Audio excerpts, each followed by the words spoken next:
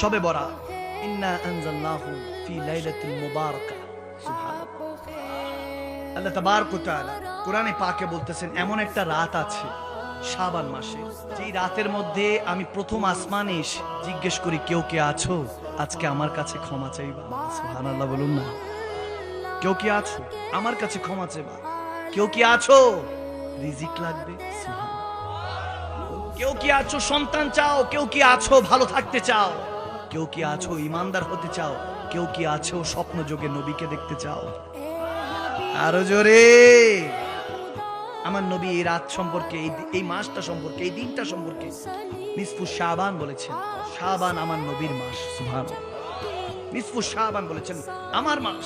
ভাগ্য নির্ধারণের এই রাতকে বলা হয় আগামী 1 বছর পর্যন্ত আপনার লিস্টিভুক্ত হবে।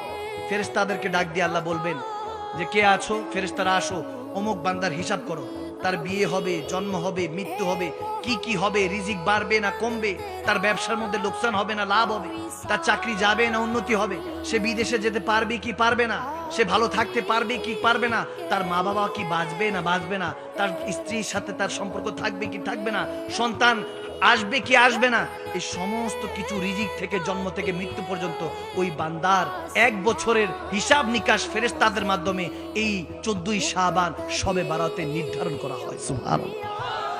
তাহলে রাতটা কি দামি না কম দামি? এটা নিয়ে কনফিউশন আছে আমাদের বাংলাদেশে, এটা নিয়ে বিভিন্ন মতানৈক্য আছে। দেখেন, মতানৈক্যের মধ্যে 3 কোয়ালিটির আছে। এক কোয়ালিটি আছে চূড়ান্ত পর্যায়ে এটা মানে, এক কোয়ালিটি আছে চূড়ান্ত পর্যায়ে এটা মানেই না।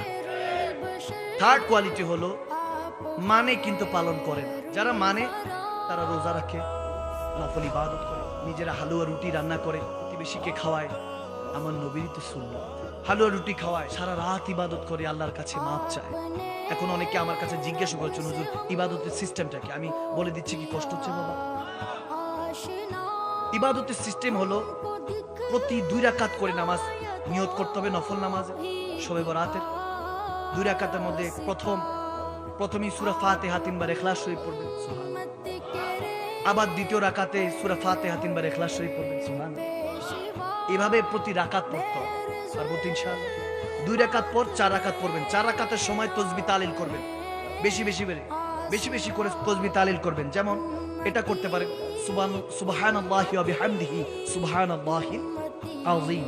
এইটা বেশি বেশি করতে পারেন, এটা আমলনামা ভারী করে। সুবহানাল্লাহ। আমার নবীর বুখারী শরীফের শেষ হাদিস। বেশি বেশি করে দুরুদ ইস্তিগফার পড়বেন। এভাবে কেউ 10 রাকাতের নিয়ত, কেউ 8 রাকাতের নিয়ত, 4 রাকাত করেই পড়তে হয়। কেউ 8 রাকাত, কেউ 12 রাকাত, কেউ 16 রাকাত, কেউ 20 রাকাত, কেউ তো 100 রাকাতও পড়ে। সুবহানাল্লাহ। যার যতটুকু সামর্থ্য পড়বেন, তারপর রোজা রাখার নিয়ত করবেন। এখন সবই ঠিক আছে, নিসফু শাবান শবে বরাত সবাই পালন করব, কিন্তু প্রবলেমটা হয় এটাকে যারা বলে যে জায়েজই নেই, নাউজুবিল্লাহ। ভালো কাজ মসজিদ আটকে রাখেন, হাউ ইজ ইট পসিবল? আপনি কি বুঝাচ্ছেন? আপনি যদি শবে বরাতের দিন মসজিদ তালা দিয়ে রাখেন যে এই দিন বেদাতি দিন, নাউজুবিল্লাহ। কি করছে বান্দা? ইবাদত করছে, নফল নামাজ পড়ছে, রোজা রাখছে, বান্দা নিজে পাকিয়ে অন্যকে খাওয়াচ্ছে, যেটা উল্টাপাল্টা কাজ, সেটার আমরা সব সময় বিরোধিতা করি। কিন্তু শবে বরাতে যারা ইবাদত বান্দি করবে তাদের জন্য যদি মসজিদ বন্ধ করে দেন, তাহলে তো আপনার মতো বখিল, কৃপণ, আপনার মতো কমিন আর দুনিয়ার মধ্যে কেউ নেই। ভালো কাজের আপনি আদেশ করবেন, খারাপ কাজের নিষেধ।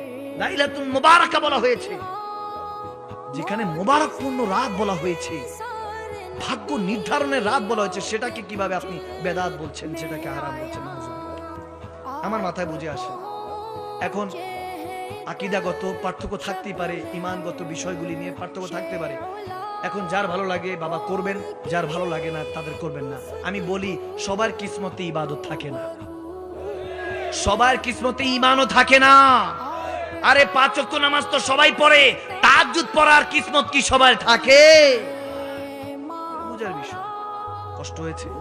আল্লাহ আমাদেরকে শবে বরাতটা সুন্দরভাবে পালন করে, ইবাদত বান্দিগির মাধ্যমে পালন করে, আল্লাহ আমাদেরকে শবে বরাতের মধ্যে এই ভাগ্য রজনীর নির্ধারণের দিনের মধ্যে বেশি বেশি করে ইবাদত করে আল্লাহ রাসূলের কুরবাত নৈকট্য হাসিল করার তৌফিক দান করুক। আরো উচ্চ আওয়াজ বলুন আল্লাহুম্মা আমিন।